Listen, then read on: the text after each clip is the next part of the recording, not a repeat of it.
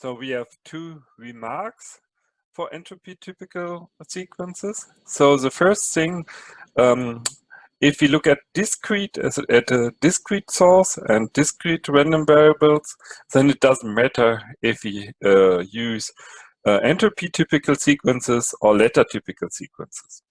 But if we look at some continuous variables, like Gaussian variables, then it does matter, because then we just can use entropy typical sequences to generalize it for Gaussian variables. You already know from the first lecture that the normal definition, it's possible just to replace the Chen entropy with the differential entropy. That's done here. And of course, we know how a Gaussian random variable looks like. So we can insert in this formula and we get this expression here, which is equivalent to our definition of entropy typical. But what is with the other definitions? Let's look at jointly typical. So there's a special thing. So this 38 is exactly what you expect to how to generalize jointly entropy typical. But what we need for the theorem later is that we can get that if we have a joint typical sequences x, y, that we know that the sequence y is typical and the sequence x is typical.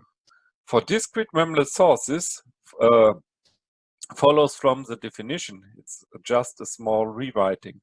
But for continuous variables like the Gaussian here, that's not possible. So that's the reason why in this case we define jointly typical in such a way that we define it like here in 38, like we did for discrete memberless source.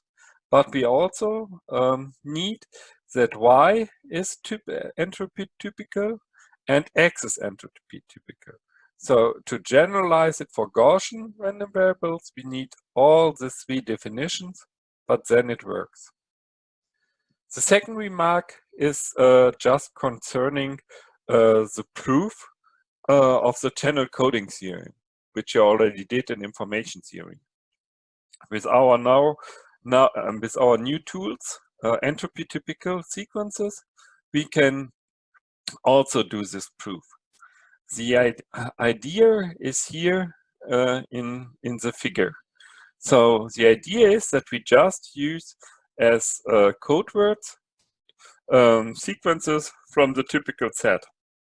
So we just randomly choose code words from this typical set and use them then as code words. But now we want to know how many we can choose. And therefore, we look at the conditional typical sets. We know that its cardinality is approximately 2 to the n h of y conditional on x.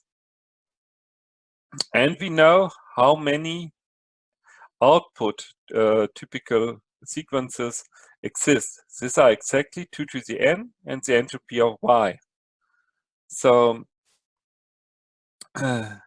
now, if we divide this, then we can distinguish 2 to the n, the entropy of y, over 2 to the n, the entropy of y conditional on x. But if you look at this formula, this is exactly 2 to the n and the mutual information between x and y. And this is exactly the best possible thing we can do, as we know, for channel coding. So in this way, we can also get an optimal strategy for the channel coding theory.